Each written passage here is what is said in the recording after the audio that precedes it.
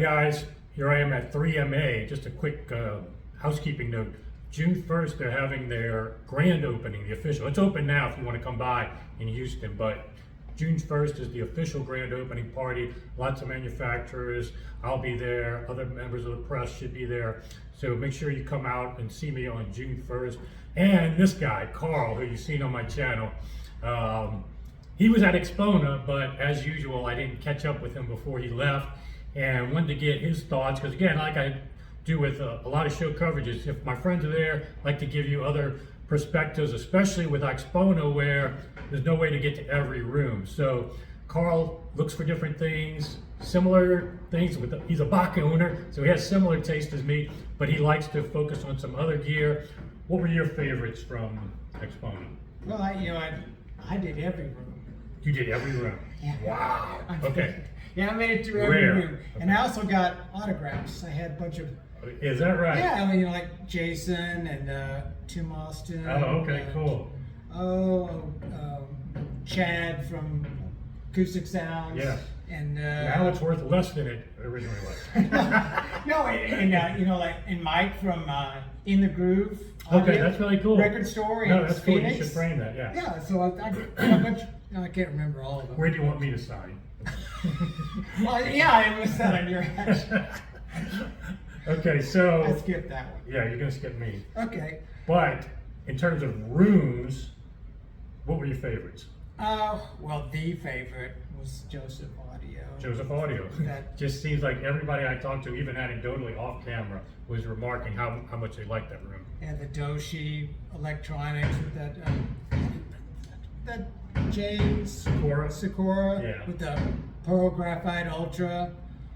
And then a mammoth tusk cartridge made out of mammoth tusk, so that was rare. That's a tidbit I didn't pick up. Okay.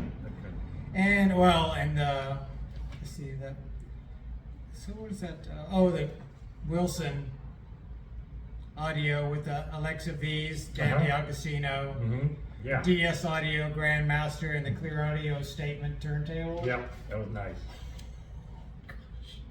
Incredible. Of course, the big rooms is kind of cheating because they spend so much money on them. But a Cora, with the SAT turntable, Yeah, that was amazing. and the SAT arm was really very realistic, as I wrote here.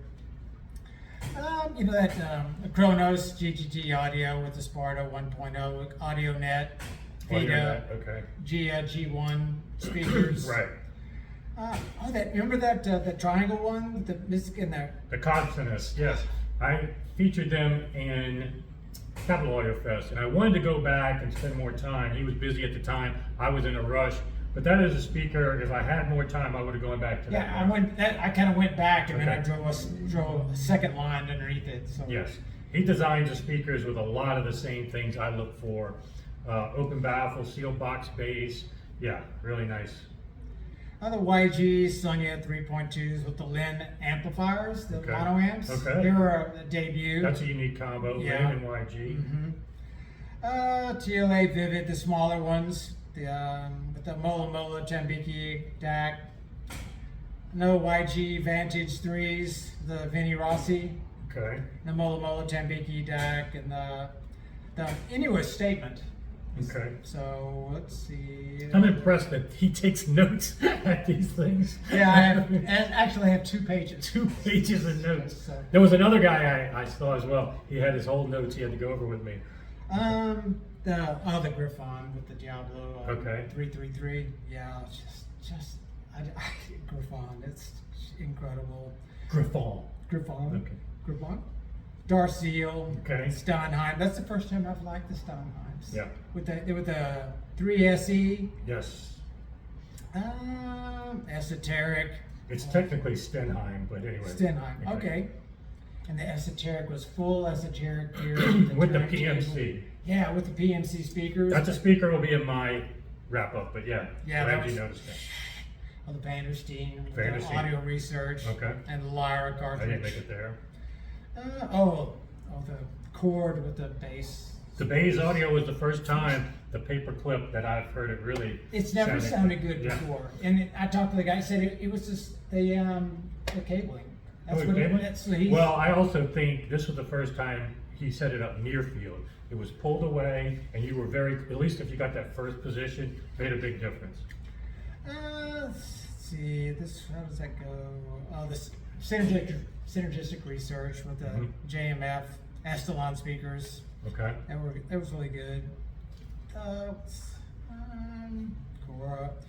And also I had time, so I did headphones. Okay. So I did 14 pairs of headphones and 8 headphone amplifiers. And I found 2 that are this. Oh, the raw, yes.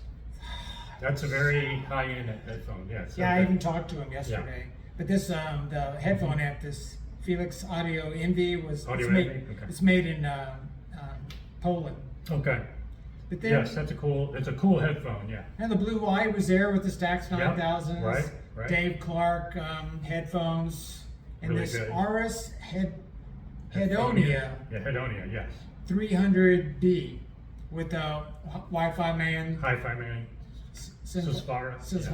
Yeah, I'm not sure how they pronounce it. Yeah, those are all, you found all the most expensive. Well, yeah, that's what I was going for. And I got some suggestions from some of the dealers there. So we'll go to this one, go to that one. So you can A/B test. Because, among these, some people will prefer one versus the other. And I was playing Make Us Stronger on everyone. Okay. Well, that's an interesting track because bass on headphones is never going to be the same as, and that's one of the weaknesses of headphones. But it also brings a counterbalance. One of the strengths of headphones is, number one, you take the room totally out of the equation. Your impulse response is perfect. The level of distortion, and again, room reflections. So it's very important, in my opinion, for an audiophile to have both. If you really want to hear what's on a recording in certain metrics, a headphone like those, nothing can beat it. But in terms of bass on a track like that, easily people can enjoy more traditional because of the impact acoustic wave you get.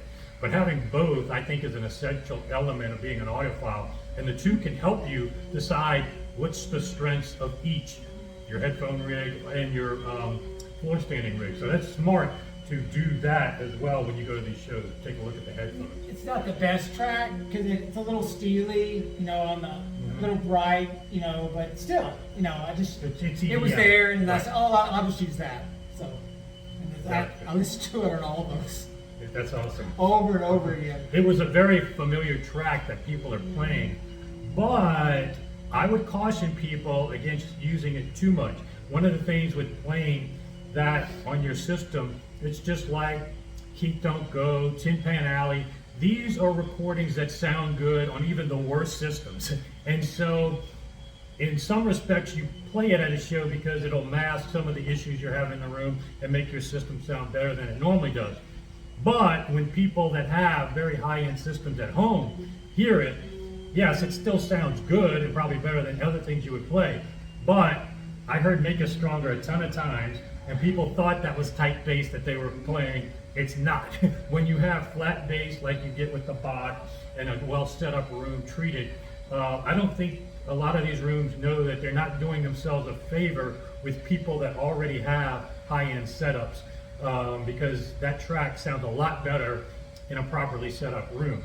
It will have a high bar, it'll have a high floor of performance, but not that ceiling that you should get from it.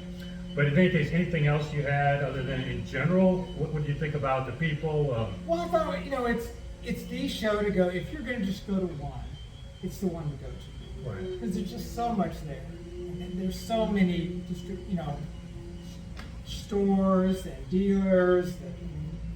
It's all there. Yeah, and speaking of which, I went to a Chicagoland dealer that was opening, much like 3MA, although 3MA has been in business for a while, opening a new store. So it's good to see stores like 3MA and musical artisans in Chicago putting a lot of money into very high-end gear and giving you that chance to demo it in a much more sophisticated and proper environment for that gear than a hotel room or a banquet area. But so that's one of the important things to take from the show is, like Karl said, get to see the gear, sniff the potential, take your notes, but then go to a brick and mortar dealer or somebody that owns it, talk to the distributor, go to the smaller shows that will give you a much better impression. We've got a lot of construction going on right now, so apologize for the thing. So we'll wrap it up. But thanks, Karl, for your report. I'm off to Munich next. Are you going there? No, JR's going. Okay. I'll swap JR for you any day. All right, thanks, Okay. guys. Bye.